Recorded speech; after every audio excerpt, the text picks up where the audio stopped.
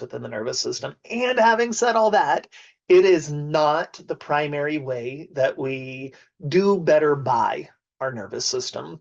We do better by our nervous system by creating systems and relationships and being very cognizant of the places we're in and how it's affecting us and the choices we're making in relationships and in work and in life and like all of these things so that there's strategy and there's a constellation of tools available to you. And in April, we covered some stress related scenarios there, right? We covered everything to do with stress and stress management. And then in this month, May, we've really been diving into mental health awareness because it's a mental health awareness month. And we started off with some like meditative strategies. And then we went into how to really categorize some relational strategies, some rest strategies, and what that means, solitude strategies. So it was, well, how can I fortify my relationship to rest? How can I fortify my relationship and my choices amongst other people? When do I need solitude? And what does solitude in my body feel like as opposed to loneliness? And what we've been doing is creating a pathway through so that you have those self-regulation practices. We have some systems in place for stress management. We have some systems in place now and some inquiries in place for mental health awareness check-ins and some strategies you may want to consider around there. And that's bringing us to today, which is going to be about a really fancy topic that we're going to dive into called neuroception, or the way your nervous system notices safety versus threat. Because safety versus threat is not up here, it's here, right? And we're going to talk about vagus nerve. We're going to talk about some state mapping. Again, we have some more inquiry, and then we're going to distill it down into like a simple process. And when I say simple, simple is very rarely easy. A simple process to do a pause when you're sensing stress, overwhelm, threat, dysregulation, mental dis-ease in the body. And again, none of this is to take place of talk therapy or medical support, because there is definitely a time and a place to rely upon the support mechanisms available to us. This is in addition to that. This is supplementary to those things. And sometimes all you need is a supplement, right? And then for the rest of us, this is to supplement into whatever professional support mechanisms you have going along. So again, to reframe today, we're going to spend some time with those self-regulation practices, and then we're going to dive into a topic all to do with neuroception. It's going to draw from some of the other stuff we've covered this month. Before we jump into June, and June is going to be a best of sort of everything we've been doing along. It's going to give you an opportunity to put into practice some of these things and to call upon some of the inquiries we've done and to kind of wrap it all up before we take a hiatus for the summer. And that's what we're doing for today. So go ahead and get comfortable, whatever comfortable means for you. And as always, I'm going to guide through about 10 minutes of my self-regulation practice. And again, we spent those first 3 months doing these practices. So if you already have a practice, if it's something that you're bringing with you from another educational moment, whether that's a yoga practice, a Pilates practice, a breathwork practice, a meditation practice, a mindfulness, whatever it is, go ahead and do your practice. If you've been with us along the way, feel free to do some of the sensory foraging, the somatic practices that make the most sense for you. For the rest of you, if you're like, I don't have a practice, James, this is my first time, feel free to follow me along and what it is I'm going to do. Again, I'm not going to be teaching. I'm going to allow you to mirror and follow me along. So the first thing I'm going to do is a check-in. And I'm just noticing it's been a really busy day.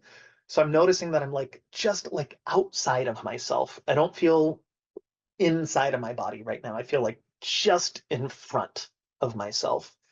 So I'm just going to notice that and go, cool, that's where I'm at today. I'm feeling some tension in my head. There's little allergies going on, a lot of bit of talking. I slept weird last night. So I'm just noticing that there's like a thing going on here. I'm noticing a reluctancy to be seated. I kind of want to be up and out of my seat. And if you notice, all of those things are sort of coincident. The body posture is up and out. The sensation is being in front. I'm up in my head region instead of being down. That's something I notice as I'm talking about it.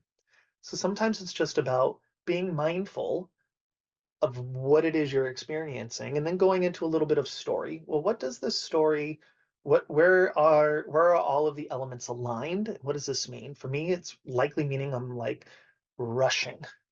I'm not present in the moment. I'm rushing to the next thing. Totally fine. I'm just going to notice that. I'm going to see if that shifts as I do my practice. Then I'm going to go into the toolkit. First thing I'm going to do, I'm just going to go straight down the toolkit. I'm going to do a breath work practice. And I feel like I need the big one right now. So I'm going to do physiological sigh. Double inhale, single exhale. I'm going to do a handful of them. I don't know how many I need yet. It's going to look and sound a lot like this.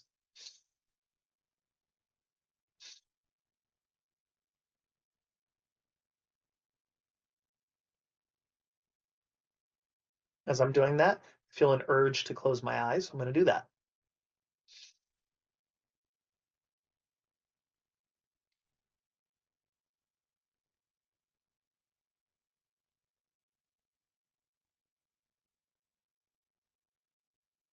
I'm going to begin to couple some practices. I'm going to go right into therapeutic touch.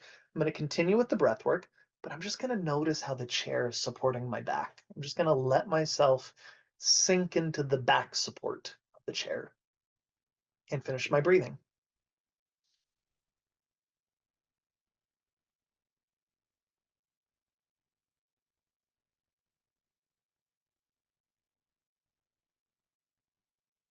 I'm going to do one more of these.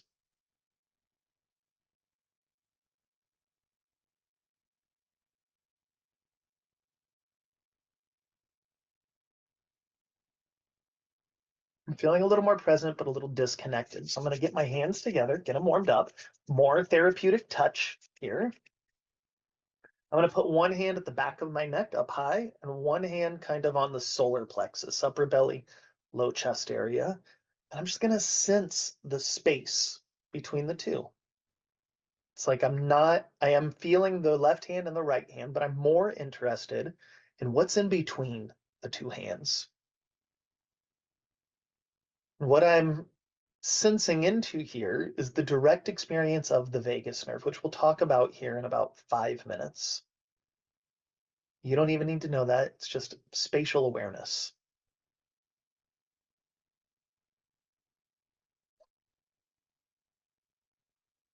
That's what I was looking for. It's like a change in the breathing.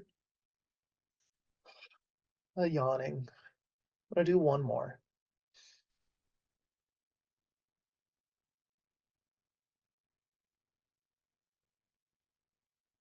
I'm gonna crisscross my hands, hands on the chest, and do a little butterfly tap. Slow tapping with the right, and then the left.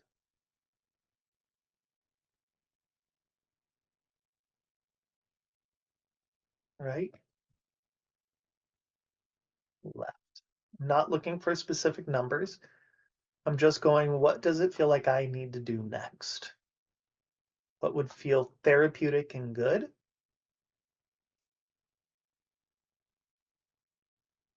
Body naturally wants to go into some movement here, so I'm just going to gently move my neck. Again, it's just like what would feel good to do next.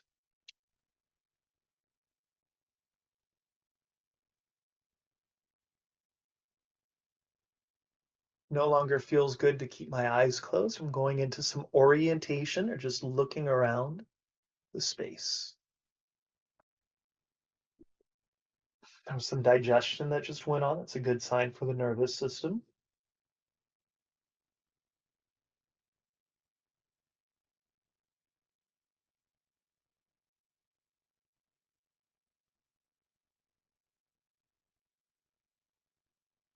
Just noticing things in the room.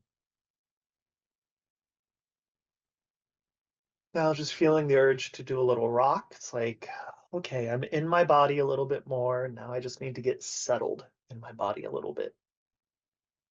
Again, this may not be the right process for you, but try it on or do your own.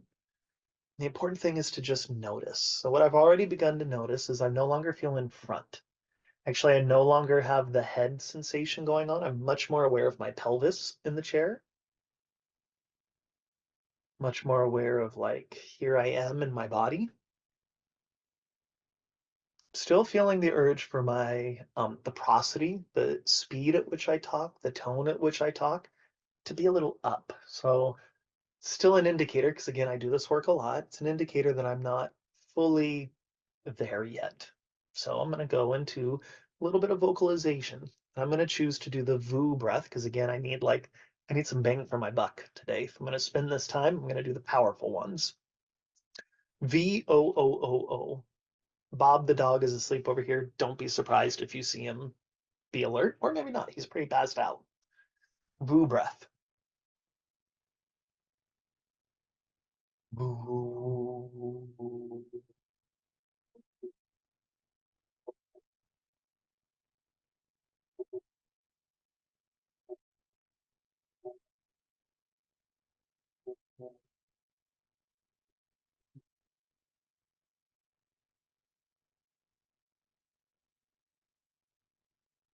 VOO.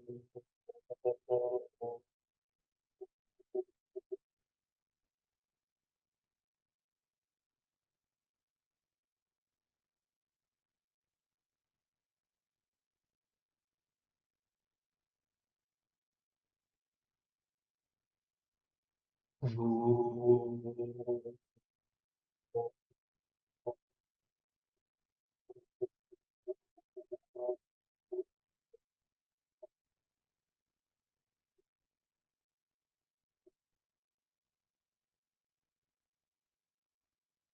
I feel like I just need a little like finger flicking, a little movement.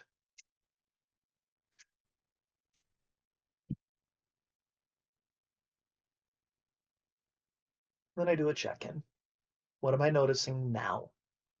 What's shifted? What's changed for you?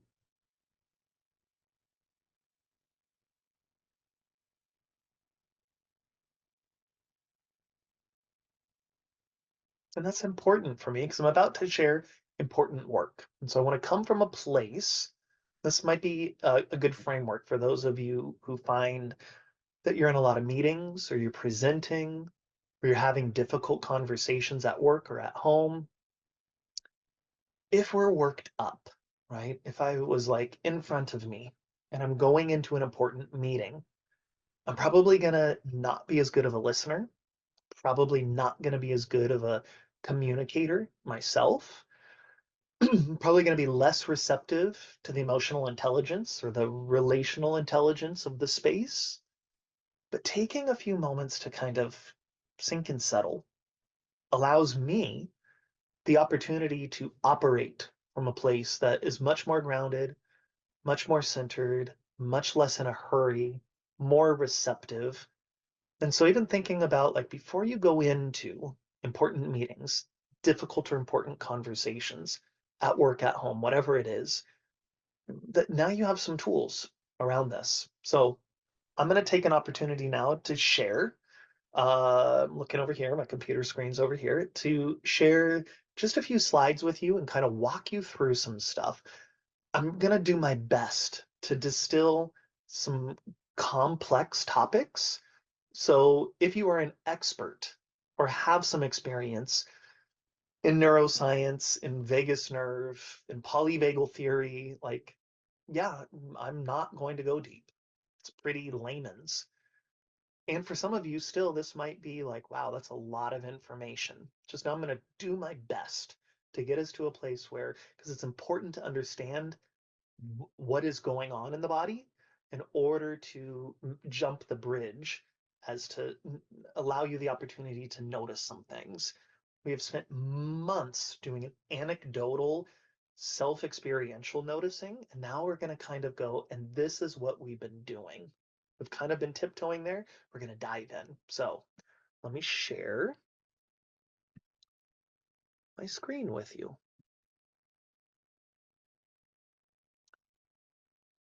We have spent some time talking about the vagus nerve, VAGUS, the vagus nerve, polyvagal theory. Because again, the vagus nerve is one nerve system, but it's not it is and it isn't one single nerve. Again, this is the nerve of the soul or the nerve of relationship. We could even call it this, as you see on here, the social engagement system. It is that nerve that goes from my gut up through my diaphragm, touches on some heart, pays attention to the rhythms of my heart, to the way I'm breathing, to the digestive process. It goes up, it holds hands or interdigitates with the jaw nerves and the facial nerves, the auditory nerves. So it's paying attention to what sounds are coming in. How is my face responding? How quickly am I talking? Is there tension in my jaw and in my throat? All of that information then goes into the back of my brain, into the limbic system, that reptilian portion of my brain that then goes, I need to make sense of this like that. Is this thing safe or is this thing not safe? And that's like at its core, is your nervous system listening to what is going on in the body, making sense of it in the brain, and vice versa, whatever my brain is thinking, sending that information down in my body to respond. Now, most of the cranial nerves, because the vagus nerve is a cranial nerve, it's coming right out of the brain, way up high. Most of those cranial nerves send information, most of the information from brain into body. This cranial nerve number 10, vagus nerve, sends it in the different direction. Most of the information is 80% of the information is running body to brain. So this nerve is really, really special. And I'm kind of going deeper into this so that you understand this is not make believe. This is not only for these people. This is physiologic meets psychological science. So we have that vagus nerve. And as I've mentioned before, we have different operating systems within that same vagus nerve. I'm going to say some terms that you probably don't know, and I'm going to say some terms you probably do know, especially if you've been here for a while.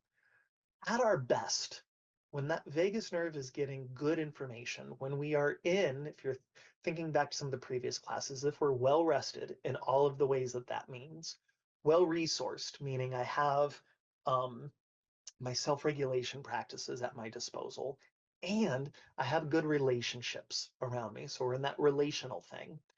If I have access and autonomy to be with people or not with people, and I feel resourced whether I'm with people or without people, that solitude versus loneliness thing, if all of those things are more or less working um, i- over time and in the moment, then I am probably in ventral vagus nerve or ventral social engagement system, and we would call that the rest and digest variation of nervous system regulation. This is what we would all aspire to be. This is when I feel calm, but it's also when I feel engaged, right? A healthy nervous system isn't calm all the time. A healthy nervous system is like, I'm calm, but I'm engaged. I'm challenged, but I'm supported. And when we're in that ventral vagus nerve, we often feel delighted, excited, and relaxed. Sometimes all at the same time, or at least having access to these different modes of operation. This is when like everything we've been talking about is at its best or close to best. Then after that, so let's say there's some stress that comes in, or I'm now in the presence of someone who I just don't really care for, or I haven't slept well, or I'm on the go all the time and I'm not rested, or I'm feeling a little lonely, whatever it is, we will often then drop into fight or flight, or what we would call sympathetic nervous system. And there I might feel distracted, irrational, quick, quick to move, quick to judge, quick to respond, instead of taking those beats, instead of listening. I was sort of, at the beginning of this class, what we were noticing is I was in my sympathetic nervous system. If you remember, it was like, I feel in front of me, I feel up, I feel like I don't want to be in the chair. That's a flight mechanism, right? I didn't feel necessarily frightened, but that was a moment of like dysregulation, right? I feel under-resourced for the amount of work that's going on. And so I felt quick. just like a little in front of me. And had I presented this, I probably would have skipped over a lot of the stuff and jumbled it up. And a lot of people will stop there, right? Like fight or flight, that's worst case scenario. And it's not. When we drop into the third state, our dorsal vagus system, that's when we go to things like freeze and fawn. That's when we jump from being stressed to like overwhelmed, burnt out, traumatized, blatantly in trouble. And there we will feel disconnected, overwhelmed, or just blank. So if I saw a lion walking outside of here, right, I might go into fight or flight. It would be like, well, that's abnormal. I should probably close everything up and get out of here. But if a lion materialized in the room with me, I probably wouldn't fight or flee, and I doubt you would either. It would be such an overwhelming experience that my body would go into shutdown and I would freeze or fawn. Freeze is when I just feel like there's no hope for the moment, right? It's just too much is happening too quickly, or I've gone too long without enough support. And I'm just sort of anticipating that things aren't going to get better. I'm not going to be able to escape the lion that's right here.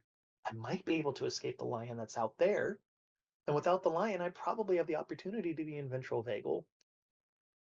If I'm with someone that I really enjoy, I'm probably in ventral. I'm probably right there, happy with someone. If it's someone I don't like, it's probably like fight or flight. I'm just not really here. If it's someone who's dangerous, whether real or perceived, right? Physically threatening or emotionally threatening, I kind of get a little shut down. Feels like there's no hope here. So we have the capability of navigating all of these. What we don't want to do is get stuck. There's a time and a place for dorsal. It's not bad. Thank God I could go into dorsal if I'm about to be killed, right? The lion's going to attack me. I don't want to feel it anymore. I just want to, right, accept it. That's what the thing was designed for. But in modern life, we go into dorsal all the time. And we don't want to get stuck there. And I just want you to know this so that as we go into the practices here in just a moment, you have that understanding. Fight or flight means I can still feel like I can fight or get out of here. Like there's still hope. I got to work for it. At best, we're at ventral. And so to kind of go, these are the different ways we can feel into something. And we cover this a bit with above and below the line indicators. You have felt this over the past few months when we've talked about focusing or checking in on the body, the cognitive body, the physical body, the emotional body. And you've had days where you've come in and you felt really good. Likely you've had days you've come in and not felt so good. And so now you have a lived experience. Now I'm just putting some words to it, right? These words aren't the important thing. The thing for you is to go, oh yeah, I know what this thing feels like, and I know what this thing feels like, or at least I can get curious about, oh, look at that. There are at least 3 different distinct states that my body can be in any moment. Now, moving on. Where we're going to go next is what we would call state mapping. We've already done different versions of mapping. This is now just a way of mapping out some of the stuff we've just talked about. We've already mapped out relationships and like that social engagement system in practice. Who do I need to be with? And what would I want to do next? And where am I enjoying things? And what do I want more of? We did a little bit of that with solitude versus loneliness. When have I felt rested and where is that? We've considered that with the topic of rest itself. And now we're just jumping into, and we've done this a lot even like at the beginning of class. Mapping is what we do within focusing, meaning what am I feeling in my body? Where am I feeling it? Where's the red area? Where's the blue area? So these are not new topics. If you've been there, we're just relanguaging it a little bit for today. So what we're talking about here is the topic of neuroception. Proprioception is the way I notice my body in motion, right? Oh, I'm moving and I can feel my arms moving. Interoception is what do I feel inside right now? Do I feel at ease? Do I feel a pain somewhere? Do I feel a pleasure somewhere? Neuroception is another quality we have. You have access to it, I have access to it. It's the unconscious process of registering if a person or place is safe, dangerous, or life-threatening. Is a person or place allow me coax me into, reflexively bring me into ventral vagal, sympathetic, or dorsal. Do I shine here? Do I want to fight or flee? Or am I just going to freeze and fawn? Freeze means give up. Fawn means imagine you've just been kidnapped, right?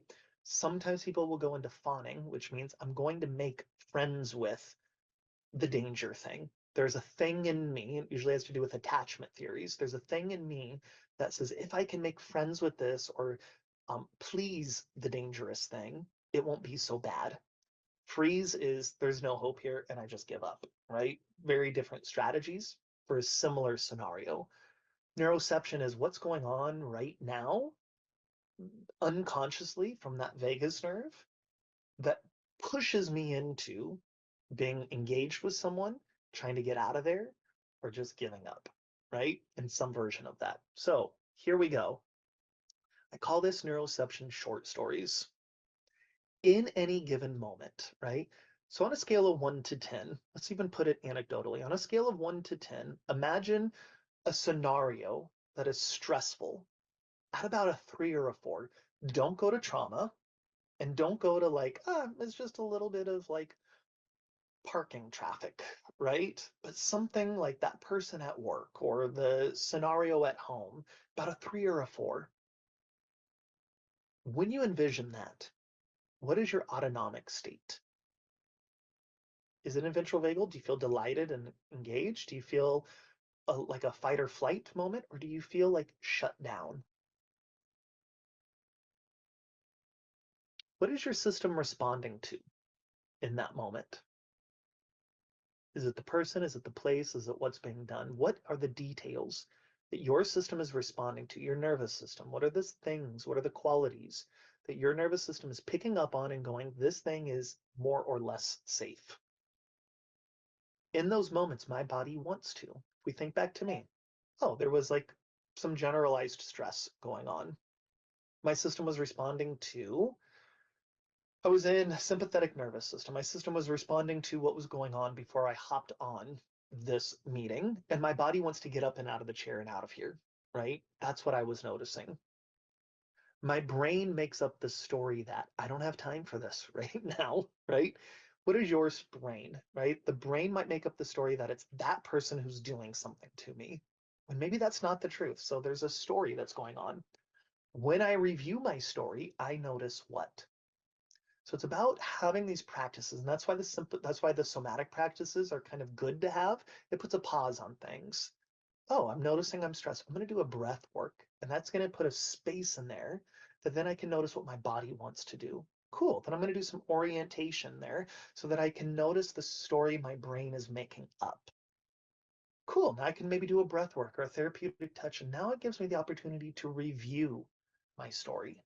Sometimes going through these sorts of things at the end of the day or at a lunchtime or during a break is really, really helpful. I also want to give you the shortened, condensed version of this. And the shortened, condensed version of this comes from psychological fitness or the theory of psychological fitness. In any moment that you're feeling stressed, overwhelmed, fight or flight, frozen, fawning, whatever it is, to just simply notice like, oh, and I'm just going to put it in story form. I feel upset because of what that person just did. I just can't handle what that person just did. Cool, that's a noticing. Second phase, I can't handle what that person just did because I'm noticing the way it makes me feel inside. So I'm noticing the scenario. Now I'm noticing my internal sensation. It makes me feel anxious. It makes my chest feel tight. It makes me feel like I want to punch something. It makes me feel like I want to scream or run. Cool. I'm noticing that I have a feeling in there. How does that feeling make me think? I'm noticing the thought process. So it makes me think that that person is wrong. Cool. I'm noticing the thought process, kind of slowing things down. I can go back into what I'm noticing in my body or in my head. And after a while, because now we're disrupting the reflex of just reacting, I'm noticing I'm now in my mindfulness. Go back to that stress talk, right? I'm in my mindfulness. I'm noticing the scenario. I'm noticing something in my body. I'm noticing something in my brain. I'm noticing that I'm noticing. And that's where we want to get. I'm noticing that I have the capability of noticing. The end. I'm noticing the scenario. I'm noticing something in my body or in my thought process, vice versa. Doesn't matter which way. And over time, within minutes, you can hopefully get to, I'm just noticing that I'm noticing. Anyways, I've taken up enough of your time. Thank you for sticking with me on this. I really, really appreciate it. If you have any questions, please reach out and we'll see you in June where we wrap all of this stuff up and put a little bow on it for you. Thank you so much. Appreciate you and your time. Bye, everybody.